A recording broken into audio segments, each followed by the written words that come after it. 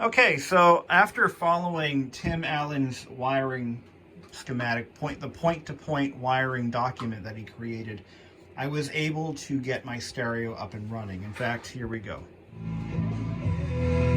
We have sound. Amps are turning on. I'm getting lighting on the body sonic system. Everything's good to go. Before somebody mentions this, yes, this is not the correct faceplate for this stereo. This is actually from a Pioneer. Not sure the exact model number offhand, but it was used in the Mazda MPV minivan. And, oh yeah, the chassis is up here. Here we go. So this is the chassis that came off of. It is a DEX8101ZM. Just so you are aware, if you have a junkyard in your area that happens to have a 1990 MPV minivan with that stereo in it, it is a perfect parts mule for your MSSS1. They're not as desirable because they are the OEM radio for a minivan, but they're the same stereo, same everything, same cassette mechanism, same CD mechanism. All the mechatronics are the same. The only difference is at some point later in the production cycle, the MSSS1 dropped a few DIN connectors. So there's only one DIN connector, but that's okay because the chassis itself is the same chassis. So if you find one of these, it looks like this. Again, all the part numbers internally are the same, pretty much. It's definitely a good find. I found this one; it was damaged, and I can't really figure out if it works or not because I don't have it wired. It's wired weird. Anyway, thanks to Tim Allen's diagram, though, I was able to sort out all the other wiring issues that I had here. So anyway, this particular stereo had some mechatronics issues. The CD player would not, it would frequently skip, even without the car in motion. It was extremely sensitive to skipping, and it would not read CDRs. Now, these CD players are old enough to where they won't read a 700 megabyte disc. But the older CDRs, you can still find these, are 650s. It will read these. It should read a 650. Won't read a 700, but I'm gonna try burning a 700 just to see what it does. So this disc right here, it will now read. How I fixed that. Now there's a couple of things that you can look at. The laser power tends to drop with age and usage. There's a little potentiometer on the side of the optical block. It's that little metal circular thing right here. And if you turn that, I believe, clockwise, just a little bit, maybe an eighth of a turn. I don't know how much, but turn it up just a dot, just a bit, and you could potentially gain a little bit more power, a little bit more life out of that laser. You don't want to turn it up too much because you can burn out the laser. So just a smidge. And it's going to be tedious. You've got to take it apart, dial it up a little bit, put it back together again, test it out. I mean, it's tedious. So building a bench harness using Tim Allen's instructions is critical. I found this harness on eBay. And it's just a generic male harness it's basically the dash harness replacement for a Mazda vehicle. Now, Mazda used the same harnesses across multiple products, so it's not specific to the Miata. What it won't do is it will not allow you to test the seat thumpers because there's that small connector on the back of the body sonic system is not included. So that aside, follow Tim Allen's instructions and you too will have sound. But if you just follow basic logic, it won't work if you're benching this thing. Because if you were to just follow this diagram, it's not going to help you. You need a combination of this and the document that that Tim Allen had put together for us. So back to the CD player. What I chose to do is I sought out a replacement optical block because I figured there's got to be some shop out there somewhere that has one of these still in the box. I got lucky. Now this is the part number, CGY1015. This is the original this is the original one. And I was able to find a brand new one. So I popped in a new optical block. And I also found another problem. Now mine would, again, it would skip just sitting at a traffic light. It would just, some CDs would just wouldn't play them through. What I found, if you have the mechanism apart, here's one that I was robbing from parts. This came out of the MPV stereo. There are two metal rails. They're chrome plated here and here. I have them removed on this one. There's one that goes there, and it's what this rides on. Okay. Those rails, the lubrication that came from the factory can dry out. And I noticed that when I was manipulating it with my finger back and forth, it was sticky. It just wasn't very smooth. So that can easily cause a misread, or what you would know as a skip. So I figured out that that's probably why it wasn't working correctly. So I lubricated the rails with a tiny droplet of clock oil, which comes in a little bottle like this. Now, why clock oil? Well, clock oil is a synthetic lubricant. It's a very lightweight lubricant. And clock oil is designed it's designed not to dry out. I think what it really is just motor oil at this point. Clock oil became a thing, back when clocks were first being produced in the 19th century, 18th century actually. And it used to be made from boiled whale's blubber. But that all aside, modern day, just a little bit of light machine oil is really all you need. I use clock oil because I have a very precise applicator on that thing. So just tiny drop on each bearing. That's these bearings right here. You can see there's a lot of dried up crap on these already. Well, yeah, from back in the day. Now, replacing the optical block, if you can find another one, I mean, while the parts are out there, buy them. Don't let them go to waste. But if you can't find a new one, just dial up the gain right here on the laser diode.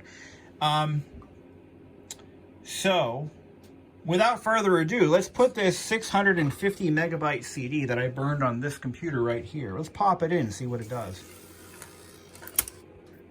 I also lubricated the mechanism with a little bit of olefin grease, which is used for mechatronic type assemblies.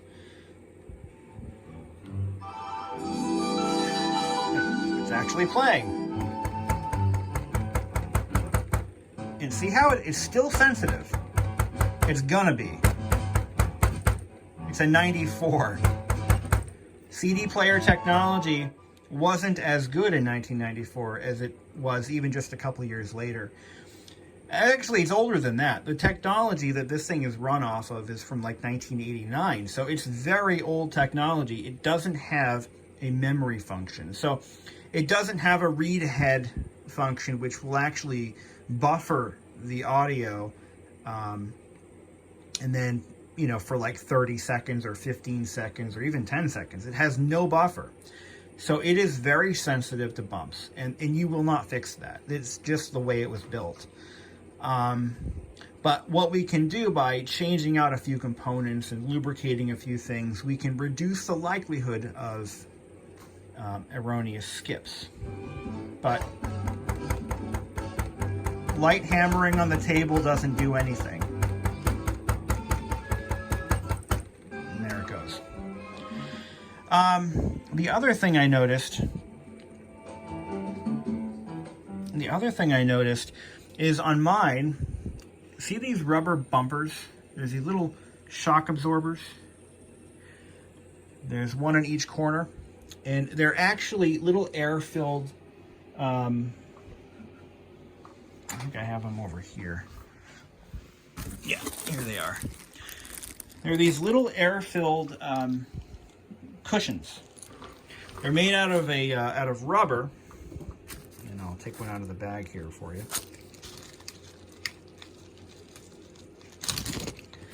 Now, over time, see, these should be fairly firm. Like this one's not too bad. But some of them were so bad, the entire mechanism would sag all the way to the bottom, and it had no cushioning whatsoever once the disc was loaded. So when the disc is loaded, let me turn it up so I can hear if it's skipping or not. When the disc is loaded, the mechanism can float like that. See? Oops, I hit it a little too hard. See, the whole thing moves as an entire assembly. Now, when the disc is ejected, it locks into a solid position, so there's no movement. And that's to ensure that the CD slot lines up perfectly with the intake rollers. What I found was the 1990 model MPV stereo had better cushions than mine did. They were actually a little bit firmer. So I swapped those out. I even cast my own replacements just in case I didn't have that option. These are made out of silicone. Squishy. These were easy to make.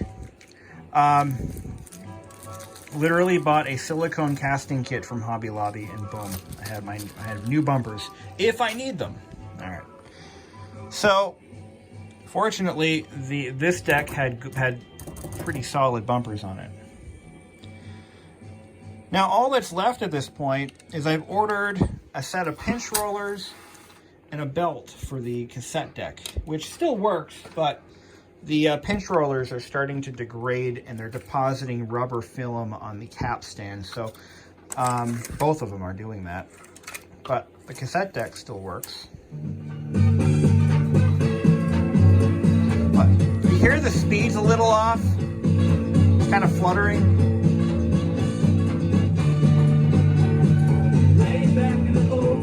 That's because the pinch rollers are basically trash.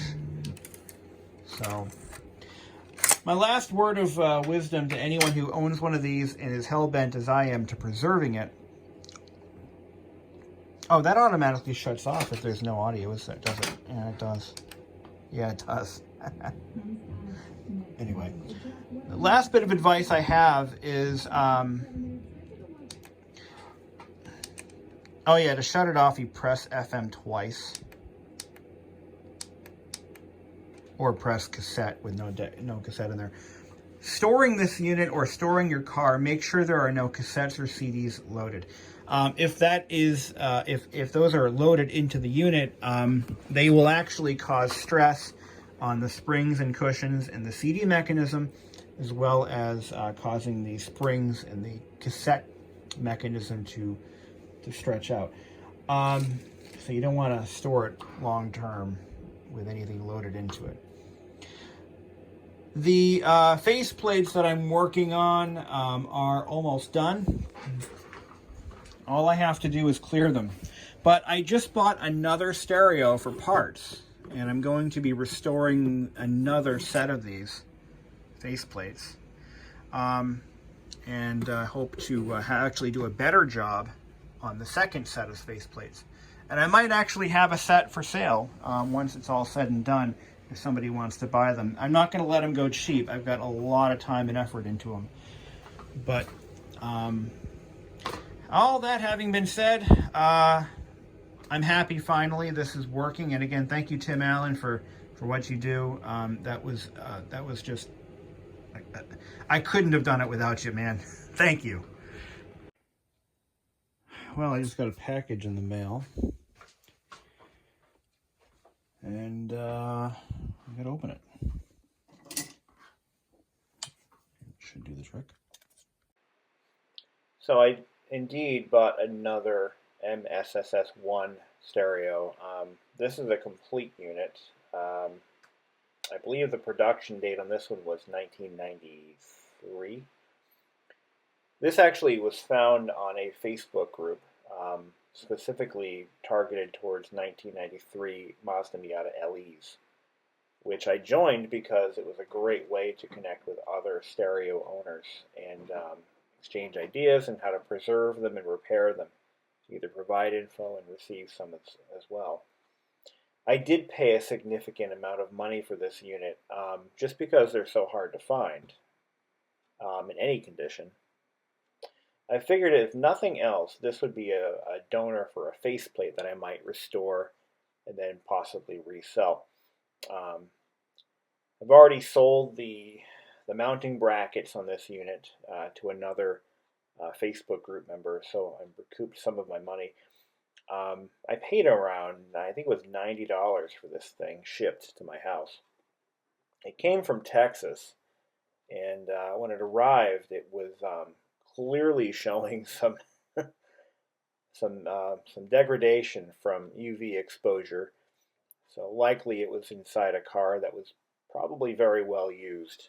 And I know if I lived in Texas, I'd be cruising all over the place with the top down, blasting ZZ Top from my Mazda sensory sound system. Anyway, so we did a quick bench test on this. After sorting out the wiring from another fellow YouTuber, I mentioned it earlier in this video, a guy named Tim Allen. No, not that Tim Allen. So we bench tested this thing. I'm just dubbing over all this because it was just a bunch of crap footage. And we found that it powers up. Most of the lights were out with the original faceplate. And the CD and cassette deck do not function. The CD player will not spin up, and the cassette deck has melted belts. So, and then Oreo is quite interested in what I'm doing over here. So I'm probably going to cut out most of the footage of me testing it because it's just pointless. We're going to head straight into tearing it down. And I wanted to go over the complete teardown process for other YouTubers who might be watching this and they want to tear theirs apart and they're afraid to get in there. So we go over the whole process, I think, and then we'll see you there. At the end of the day, this thing did have some good faceplate parts that I was able to use in finally reconstructing the faceplate for my stereo, the one that's going in my car. It actually had some parts that were in better shape, believe it or not. Some parts that I had missing that I was able to salvage. It's got a complete set of control knobs, which I may actually sell individually to those of you missing your control knobs.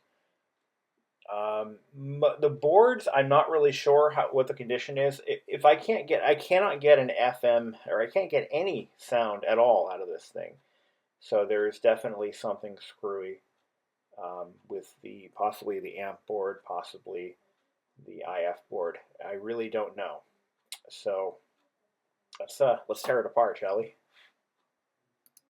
So it looks like this one's probably got some additional problems that I wasn't expecting. All right, let's see if it'll take a CD. I'm gonna pop a CD into it. See what it does. Ooh, doesn't sound good. Immediately ejects it. All right, let's try a commercially produced one. Spits it right back out. That's a good thing. I'll tell you what we're going to do with this thing. This is a great educational opportunity. I'm going to see what happens if we increase the power on the laser. So that'll be the purpose of this video, I guess. Before anybody asks, these brackets I've already sold. I have a buyer for them, and I'll be so excited to find out that I have them on hand. Gentleman, I believe down south, was looking for a set of brackets, and I said, well, I'm just buying a parts unit, and you know, I can help you out, get you taken care of. And I charged him like 20 bucks. Probably undercharged him, but again, I'm not looking to make a lot of money. I'm not looking to make any money off of this deal, and that's not what I do this for. I'm doing this for fun. not for profit. If anybody's looking for any parts, hit me up in the comments. Might be able to take care of you somehow. I don't need all these parts, and the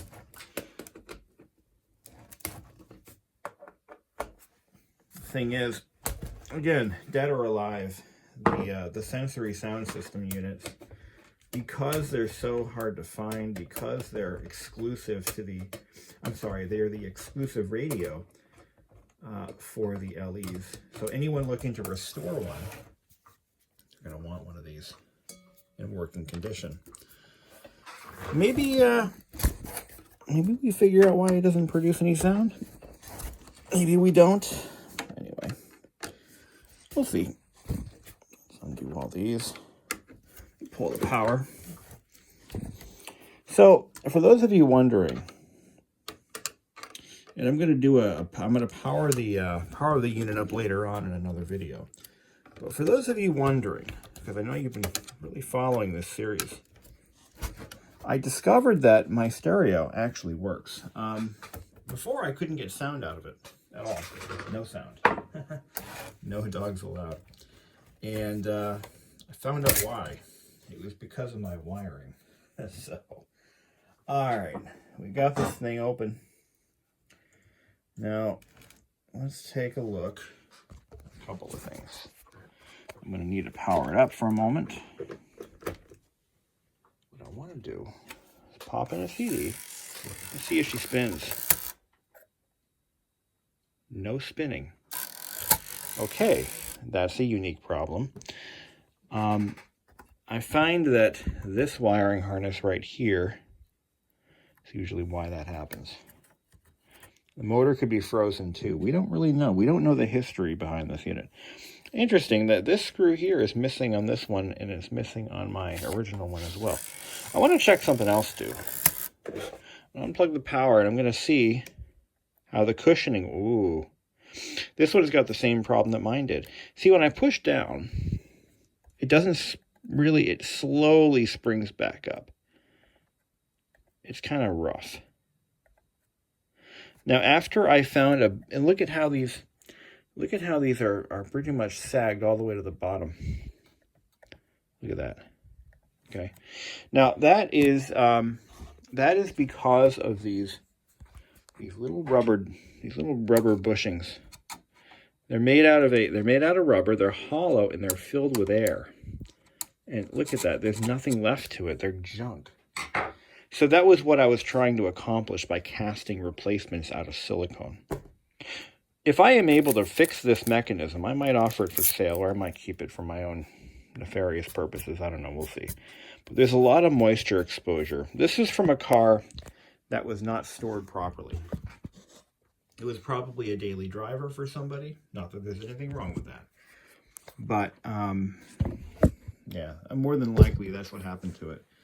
It was somebody's daily. They loved the car. They didn't store it, you know, in a garage or anything, and it just went to hell. So that's what happens, man. All right.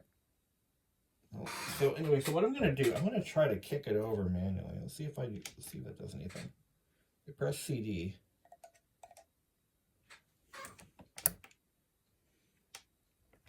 The control panel is shit too. Yeah, this thing is this thing's rough. Oh yeah, 100%. All right, let's see if we can find out why that player doesn't work. So we're gonna pull the player out. To do that, I'm gonna have to loosen up the tabs holding the faceplate on. Let me try to position my camera so that it works. So he's gonna pick these tabs out. Let's pull power. We don't want power on it right now. Okay, so we'll just undo a couple little tabs right in there. Okay, just tilt it. You don't have to take the faceplate completely. Actually, yeah, you do, because you have to get to the wiring. So we'll take the faceplate completely off. It's locked into the. Oh, there we go. So this wire up on top. I wish I could get this little mount thing higher. Here, let me figure this out. All right. So this has to be disconnected first.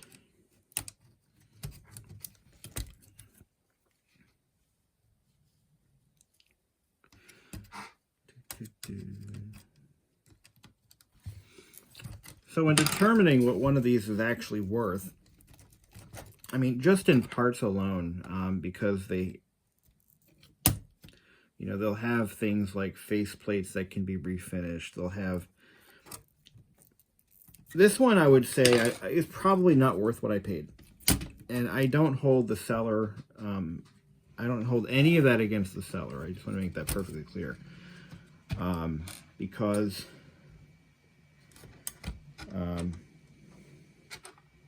it was sold to me as is. You know, I mean, he did nothing wrong. So I might take the cassette door out of this and put it on mine. It looks a little bit nicer. I can clean that one up a little better. Making a note to myself here. So once you get the faceplate off, you do kind of have to take it off, and unfortunately, I forgot how to do that. We want to loosen up there's two electrical connectors. This one here, just a little locking, little lock bar there. Lift up on that, see how it reveals nice teeth. There we go. Lift that right up there. Okay. And we're going to do the same thing on the other side. This flex board right here, oh, I might not be able to get to it with the bracket installed, so let's take the bracket off. To save these screws, I'm going to be sending those out to the gentleman who's buying these. And so by buying this, we've already saved another sensory sound system in another state that needs brackets. It's a shame that a lot of these were taken out of cars and the brackets were lost, and nobody ever, the thing is, in the early 2000s, when these were probably taken out of service, nobody ever thought they'd be worth anything. Nobody ever thought a 1994 or 93 Miata would ever be worth anything. Honestly, it's funny because it's the stuff that you think that will be worth something someday that ends up becoming worthless. And the items, the cars, the paintings, the whatever that everyone just assumes it's just a throwaway item and no one's ever going to want it, you know, once it's old and not new anymore. Those are the things that get to become valuable. It's crazy how that works out. Whenever something is sold as a collectible, yeah, collectible is short for it's not going to be worth anything, ever. Limited edition usually means limited to the number we can sell. That's what it means. Anyway, so we got this board. We got that loose. All right. So now we got to take some fasteners out. There's one here. There's one here. There's one down here. Right over there. And there's one down here. And there's one down over. It's over there somewhere. Is it this one? Yeah, I think I found it. So like way the hell down there. So let's get those fasteners out of their homes. You can tell that I bet you this thing came from the. Well, this actually it's this stereo came from Texas.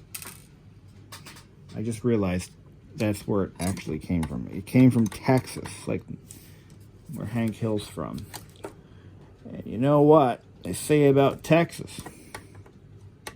Yeah. Anyway, I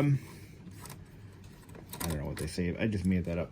But no, seriously, being from Texas means that this thing had some especially high exposure to heat and sun, which explains why it's going to be in pretty rough shape when we get this thing all torn apart. So let's do that right now. All right. First thing I'm going to check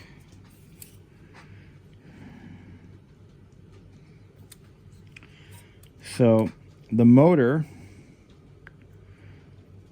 on this one connects to, all right, so this is the drive motor for the, oh my God. Oh, no wonder. So what? I think we found the problem. So this is completely frozen. It's got the same CGY 1015 laser or optical block that my system had, but this shaft is frozen. It should require almost no effort to turn this, and it's totally frozen. All right, so let's let's relieve some tension on this guy here. So if you look right here, there's a spring. This is the tension spring. And what this does is it provides tension against this little plastic guide. And that plastic guide is threaded, and it mates with the threads on this shaft right here. So if it's during assembly, this spring, if you look closely, you lift it up and get it out of the way by putting it in this slot right here. So now this can move freely. Well, as freely as it's gonna. And this shaft, it felt very tight. So what I'm gonna do, I am going to grab my little precision clock oiler. I love this stuff. And I'm going to put a dab of clock oil down here, just a little bit. Clock oil is formulated so that it stays put wherever it goes. It's designed to stay put, so it's not going to flow. But look at this brass screw. It is tarnished pretty badly, very badly. All right, I'm going to put a little bit of oil on this bearing here. Just a little droplet. Did I get that on the shot? Right there.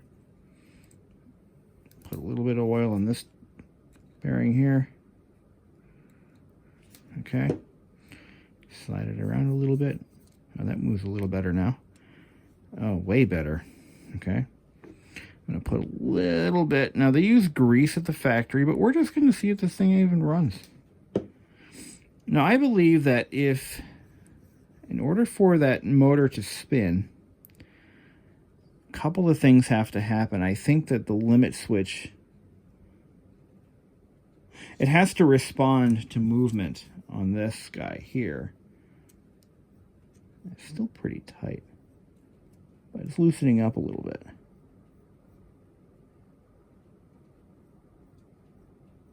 All right. Now let's do this. Let's release the spring. Okay. I'm going to put a little bit of oil on that too. You do have to be careful with lubricants because certain oils or certain plastics are prone to damage when exposed to petroleum-based oils. Okay. That's doing something. All right. Something happened here. I don't know what this could be, but there's a lot of corrosion and a lot of buildup right here at this adjustment screw. I don't know why. Something tells me that this might have been serviced before, possibly at the factory. Yeah, this could have been a factory warranty repaired unit at one point. Just to guess. I don't know that for sure. All right. Look at a couple of other things over here. There could be a number of reasons why the motor's not getting any power. We haven't even begun to scratch the surface at this point. The good news is I have a donor mechanism that I could probably use just to isolate the problem. I just got to put one back. I just got to put it back together again. So I'm going to plug all this stuff back in. Okay.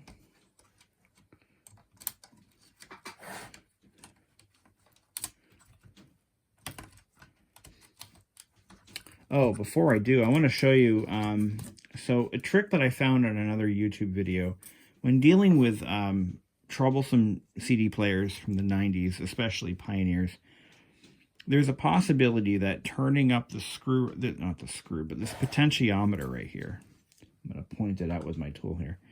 This potentiometer right here, okay, that adjusts the power going to the laser beam, the laser diode.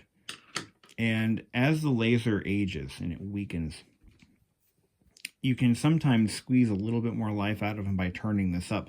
Now, that's not a proper fix because you're just masking the problem by increasing the power. But in some cases, it's totally fine to do that. Just don't turn it up too much or you'll pretty much burn it right out. But in the case of a dying laser, that is an option. For my stereo, I was fortunate enough, I found an original replacement. A new old stock part from a service center that must have had one on the shelf collecting dust. And I was able to replace the entire optical block for $100. I think $120, I think is what they charged me. I looked up that same part. It's this CG1015, I think. That part retails, I found another seller that has it, and they're selling it for $350. But if you care enough about saving your stereo, it is an option. Just saying. Okay, I've got a better faceplate that we can use just to verify that the lighting circuit isn't shot to hell in this thing, which I suspect it is. This is the faceplate that I'm bench testing my stereo with, and it works. Okay. So we'll just plug in the lower ribbon cable. I don't know what parts I'm going to need off of this at this point. It looks like what I wanted to use it for, it's not going to be possible. So I may just sell parts off of it as we test and verify functionality of certain components. But what really strikes me as odd is this one produces no sound, which is the same problem I had with the MPV stereo. I tested that one just last night, actually. I tested it with the rewired harness, and sure enough, the son of a bitch doesn't produce any sound. But mine does. The good one, getting these cables in straight is not easy because it's not long enough to manipulate. It's just not, it's not long enough to really get in there, and you almost have to take both brackets off so that I can lift the unit up off the body sonic unit. It's a whole big thing. Yeah, you're gonna have to do that. So that's okay. All right. So those are sold, $20. Thank you very much. So I'm down to like what, $80 in my investment on this thing, which once again has proven to be a waste of money. But that's okay. I'm not doing this for profit and fucking financial gain. All right. I don't know if I'm getting this on camera, but you got to lift the whole thing up and just kind of coax it in there. There we go. Now it's in straight. Sweet. Okay. Plug in that guy there. Snap it in place. Oh, Jesus, motherfucker. Yeah, these are kind of tricky a little bit to get in there. Yeah. I will admit. There we go. All right, now we're good. So, what have we done? We just lubricated the laser assembly, and we're going to see if maybe it does anything. Okay, here we go. Power. 3, 2, 1, contact. So at this point, I'm going to press CD. And you know something? It looks like it's not doing anything. FM. Oh, there's no CD in it. Okay, my bad. There has to be a disc in there. There we go. Well, we freed up the laser. You hear that? Still no spinny spin. Okay. How about the cassette deck? I've got a sacrificial tape I can use. Teddy Bear's Picnic. It was arranged by Jerry Garcia. Performed and arranged by Jerry Garcia. So what I'm looking at right now, we have no lighting at all. Oh, the lighting switch was off. Well, there we go. Here we go. Nothing. Okay, hear that? Do you know what that means? Do you know what that means? It means that this fucking thing doesn't work. Now, I'm going to show you what that means. Okay, so here's a cassette mech out of one of the others. This is not the good one. This is the one that doesn't work. So there's a motor. It's an inject motor. Inject, eject. It also drives the transport mechanism. It's a pretty critical piece of equipment. And that motor is mounted right here. Right there. And there's a little belt.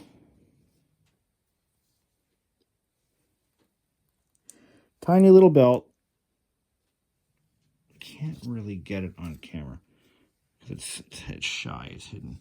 I'll point to it and you can look at it on yours. There's a little pulley. You can see the pulley right there. And there's a little belt right there on the end of that pulley. And that belt, I don't know if you can see this, but here, I'm going to pull the belt off. And I'm going to show you why. Oh, it broke. It broke. Goodbye, belt. Basically, what's happened is the belt has turned to sludge.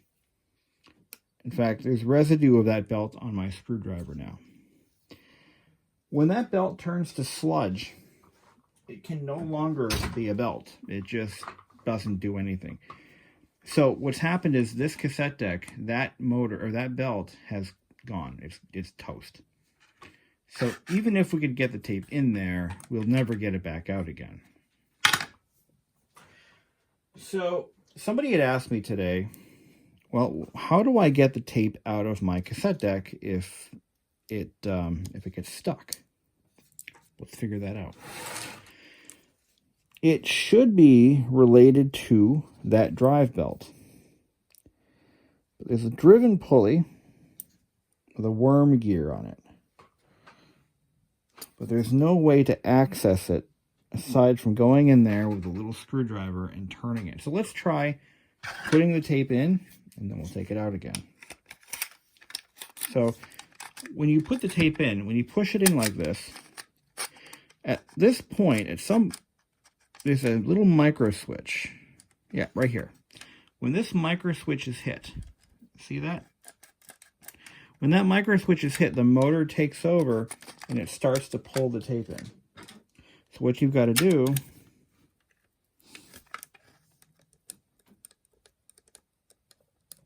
if I turn this, you can see the belt is just turning into sludge.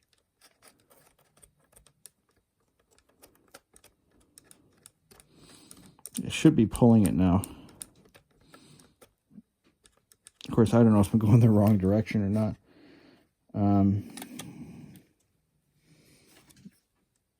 Let's see.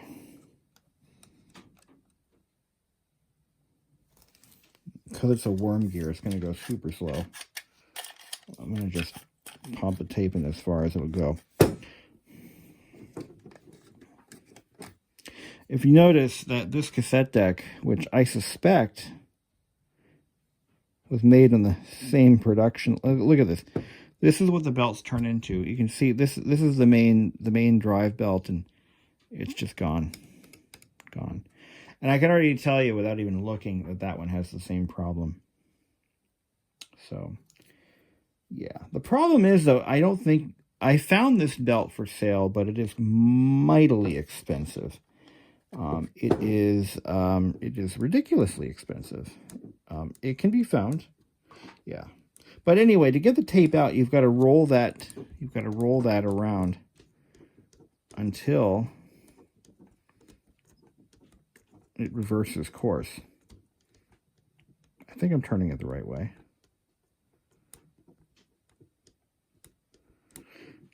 But let's see if we can find a better way without damaging anything. I don't want that on my skin. No. But yeah, that's pretty much what you got to do. That's the belt that broke, and that's why this tape is stuck. Well, it won't go in. Moving on. So we have a lighting circuit that works, but the body sonic lighting doesn't work. I just noticed that. There's no lighting on the body sonic system. And that is because we have no audio. So let's press FM. There it goes. So we do have lighting. See which bulbs are down. Okay. Now this faceplate, this is a relamped faceplate. This whole thing I've already relamped. But this one has not been. But we'll check this out. So there's a green filter sandwiched in the display when it's assembled. And that green filter is already breaking down, and you can see clear through it. It looks like this light bulb is in, but the one behind mute and mode, those bulbs are out. That's too bad. So, but again, we still don't have any sound at all. That's too bad.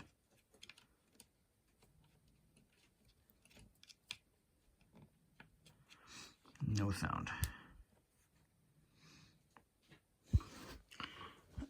And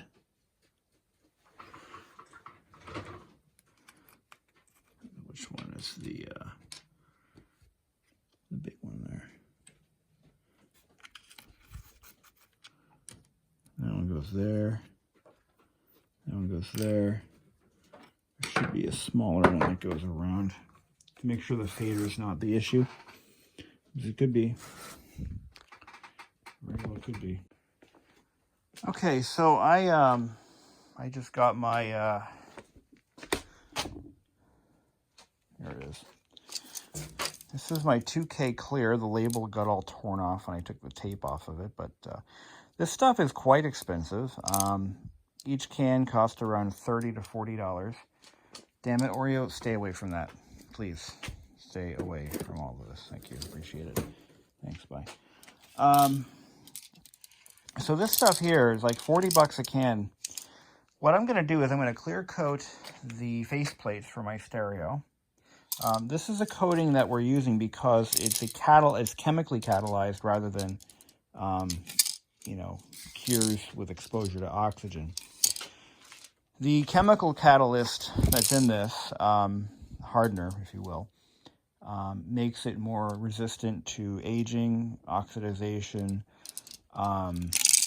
chemical exposure. Somebody details the car and they get some rubbing alcohol on this, it's not going to wipe it off. The instructions are very specific. You've got to shake it for 2 minutes. Now, once it's visibly shaken, you've got to remove this plunger off the cap. Now, this is where it sets itself apart from your average can of Rust-Oleum and Krylon. There's a little plunger in the back. What you do is you push that plunger into the back of the can. Now, once you do this, you are activating the can, and it's only good for approximately 48 hours. After that, it turns into a pumpkin, and it's trash. So you want to make sure that your parts are ready to be cleared and there's nothing else to do. There's no dust on them. There's no moisture, no contaminants, nothing. No pet hair. You want to make sure that they are ready to go. Because you won't have time to go back and try again. So we activate the can.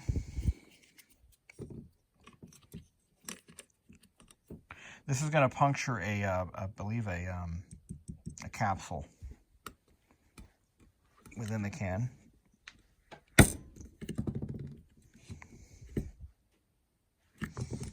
That's it. Shake it for 2 minutes.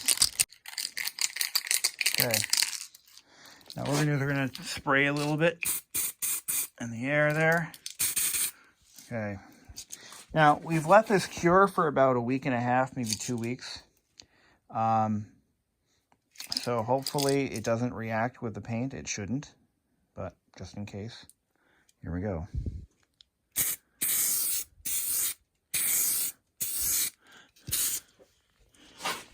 Okay. Test it on with light coats.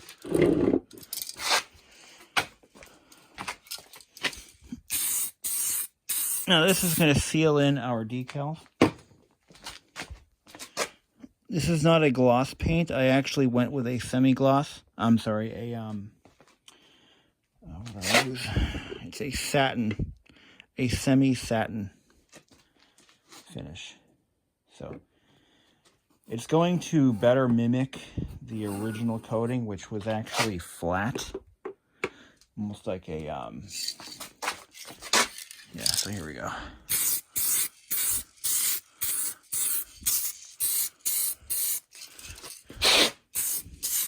So like I said, this is going to seal the decals so that they don't just peel off. Give that a few minutes to... Now we're going to take a good look at this to see if it's reacting with anything. It doesn't seem to be. Same over here. Nope, I don't see any reaction. Anything that... I would question anyway.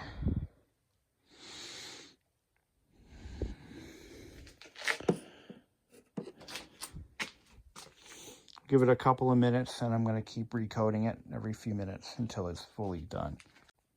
About the only thing that I see that I question is how it reacts with the metallics in the paint. You'll notice that where the decals are, the metallics, I mean, you can see the outline of the decals simply because the decal will actually mute the metallics a little bit.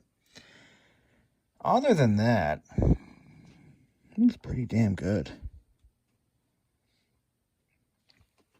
When you clear coat anything spray bombed, you want to do the clear while the paint is still relatively uncured. And there's reasons for that. Otherwise, if you do it the next day, the clear coat will react. It will start to it will actually re-soften the paint and create a pretty bad situation. You're going to get wrinkles. You're going to get an obvious chemical reaction. And that's what it looks like. So the wisdom is you want to wait. If you don't do it within the first couple hours, you want to wait a week, 2 weeks. Because I had to decal these, I had to wait. I can't put decals on wet paint. So I had to wait until the paint was fully cured, put the decals on, and then wait another week for the decal adhesive to fully cure. Well, you only have to wait about a day for the decals, and then clear it. That looks pretty good, actually. It's got some orange peel. I'll admit it's a little cold in here. It's like 55 degrees Fahrenheit.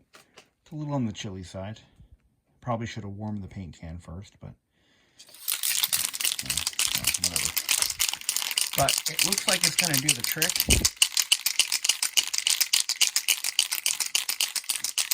I'm not going to go nuts with it. I just want enough to seal the seal the decals and seal the paint so that it can be exposed to a little bit of, some cleaning supplies over the years that I own the car. If I, you know what I mean? You want to get it from all angles so that the paint gets into where the buttons sit, gets into the CD slot, gets into the cassette slot. And that's it, my friends. I probably should have gone with a gloss, now that I think about it. I think gloss would look better, but the nice thing about matte paint, now the paint's, I can't use it for anything else, it's done for. That's the sad part with activated paints. It's still a little tacky. Might put one more coat. That's got 2 coats, that's got 2 coats. Probably gonna do one more coat on each, and then we're gonna let it cure. So I have actually tested this paint on other projects in the past. I used it on a moped. I did an entire fuel tank on a moped. So you can use, with this paint, you can use anything Krylon, Rust-Oleum. You can use whatever paints, Valspar. And if you use those paints by themselves, you just spray paint whatever with this stuff, it's not going to last. The paint will get chalky. It won't be chemical resistant at all. It's just going to look bad. It's going to scratch. That's the other thing, is it's going to scratch very easily if you just use spray paint from a can. Everybody knows that. It doesn't have any scratch resistance. What this stuff does, it's a miracle, because what it will do is it will not only give you a scratch-resistant finish, but it'll give you a gasoline-resistant finish. Yes, this stuff is resistant to gasoline. It's a little secret weapon that not everybody knows about. Now you do too.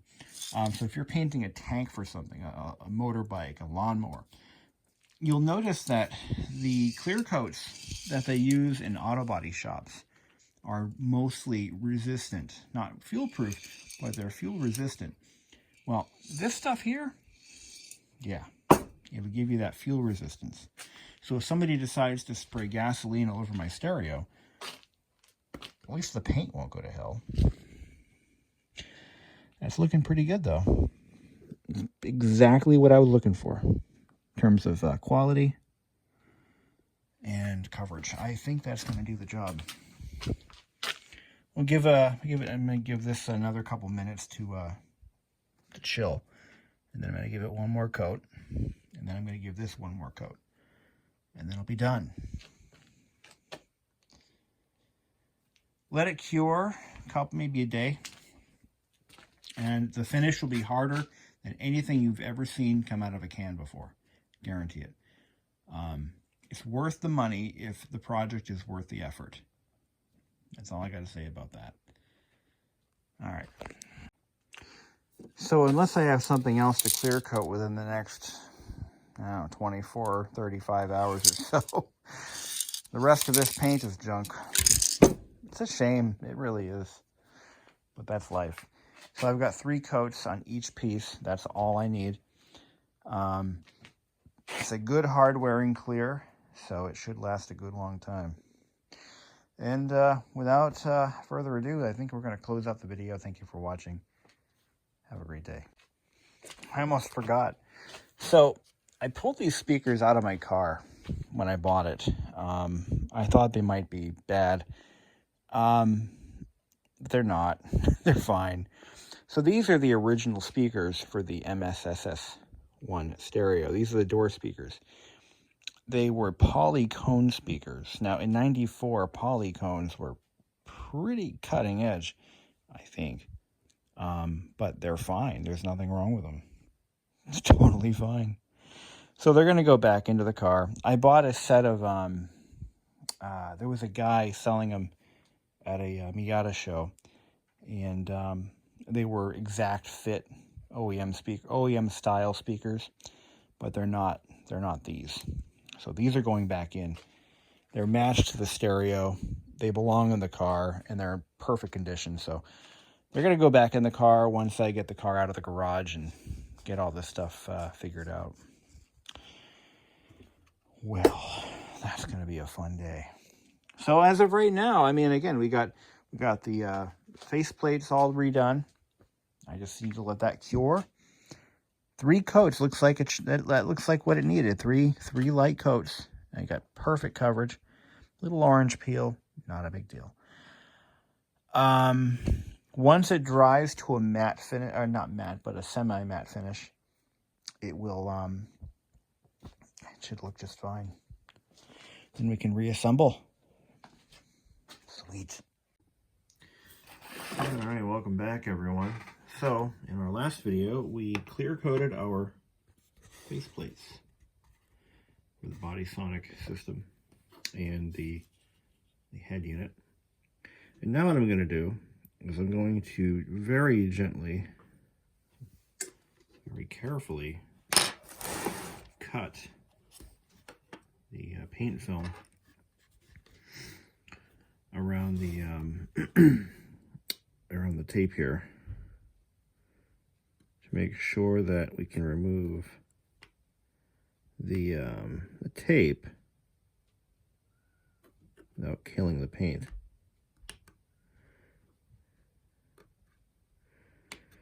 It's a tedious job. Somebody's got to do it. I've let this cure for about 8 or 9 hours, and it's actually pretty cured. It's good paint.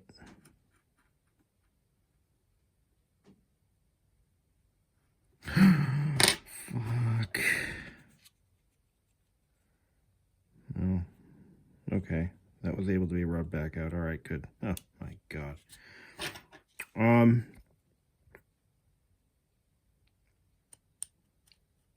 Be careful what you're cutting.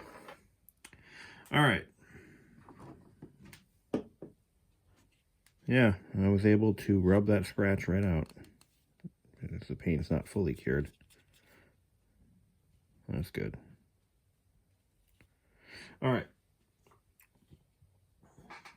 Maybe we take a different approach.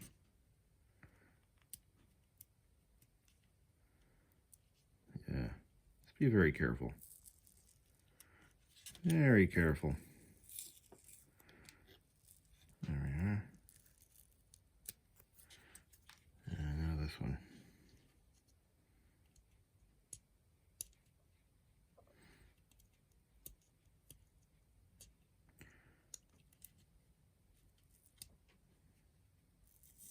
But overall, I mean, the finish does seem like it came out pretty damn good.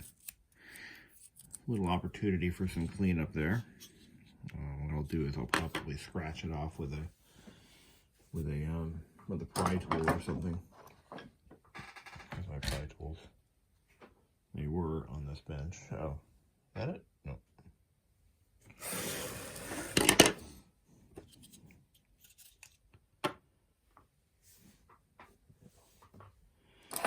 Oh, there it is. I'm gonna try to do this. Some of the paint leaked out, and we could just kind of go like that. Clean up the margins, just like that. Yeah.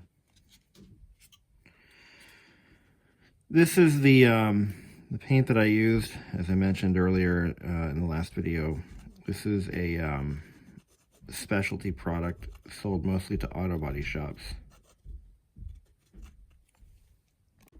Here's the primary faceplate.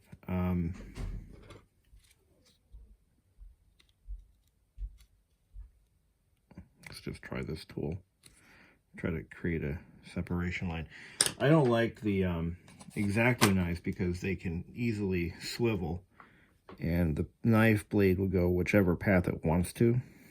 So you got to be real careful with these things. But you do want to cut the paint, otherwise there's a very good chance that it will you will take the paint with it. If it's thick enough, getting around these corners, you got to be careful. Maybe little cuts at a time. Did it again, but not so bad.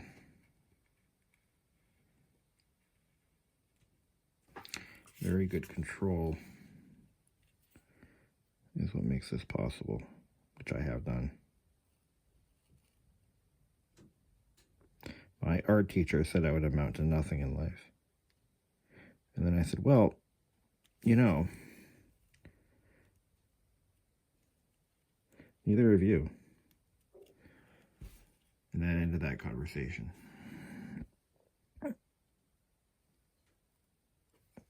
Anyway.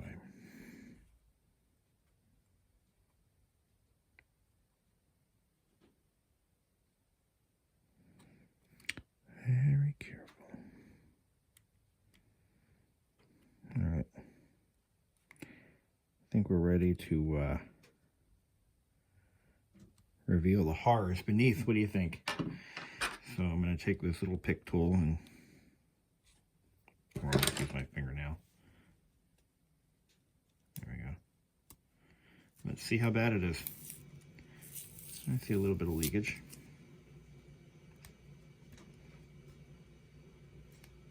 A little bit. Yeah, this clear isn't fully cured. It takes a little bit longer than 8 hours, but at least we have, it's mostly cured. So, yeah, we got some leakage, and then we just take our little tool and we just scrape it off. Just like that. Just like the lotto scratchers.